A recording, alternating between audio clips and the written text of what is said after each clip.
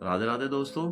पिछले भाग में हमने बताया कि कैसे अपनी पत्नी की रक्षा का उपाय सोचकर वासुदेव जी ने अत्यंत पापी कंस से सम्मान के साथ बात की। कभी कभी ऐसा होता है कि वासुदेव जैसे सज्जन पुरुष को भी कंस जैसे बड़े पापी व्यक्ति से चालाकी से बात करनी पड़ती है। राजनीति और व्यवहार इसी तरह चलता है। हालांकि वासुदेव जी भीतर से बहुत दुखी थे, लेकिन ऊपर से मुस्कुराने लगे। कंस बहुत कठोर स्वभाव का था, इसलिए वासुदेव जी ने उसे इस प्रकार समझाया।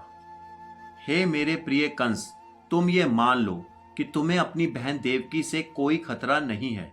तुम्हें जो डर लग रहा है वह इसलिए है क्योंकि तुमने आकाशवाणी सुनी है, लेकिन यह खतरा तो तुम्हारी बहन के पुत्रों से होगा जो अभी यहाँ उपस्थित नहीं है, और कौन जानता है कि भविष्य में पुत्र होंगे भी या नहीं।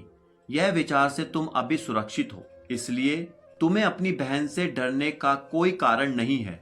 यदि उसके पुत्र जन्म लेंगे तो मैं वचन देता हूँ कि मैं उन्हें पकड़कर तुम्हारे सामने प्रस्तुत कर दूंगा ताकि तुम उचित निर्णय ले सको।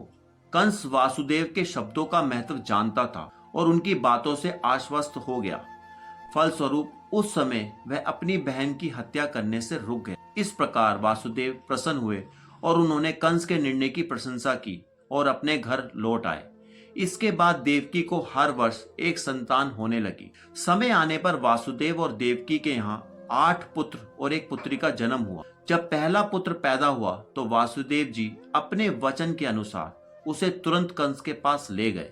कहा जाता है कि वासुदेव अपने वचन को निभाने में बहुत दृढ़ थे और वह अपना यश बनाए रखना चाहते थे। हालांकि नवजात पुत्र को कंस के हाथों में सौंपना वासुदेव जी के लिए बहुत कष्टदायक था, लेकिन इससे कंस बहुत प्रसन्न हुआ। वह वासुदेव के आचरण से कुछ दयालु हो उठा। यह घटना एक बहुत आदर्श उदाहरण है। वासुदेव जैसे महापुरुष के लिए कर्तव्य निभाते समय कट सहना भी धर्म का ही भाग होता है। वासुदेव जैसे विद्वान व्यक्ति बिना झिझक अपने कर्तव्य का पालन करते हैं, जबकि कंस जैसा असुर घिनौने काम करने में कभी नहीं हिचकता। इसलिए कहा गया है कि साधु पुरुष हर प्रकार का दुख सह सकता है। विद्वान व्यक्ति अनुकूल परिस्थितियों की प्रतीक्षा किए बिना अपना कर्तव्य करता है।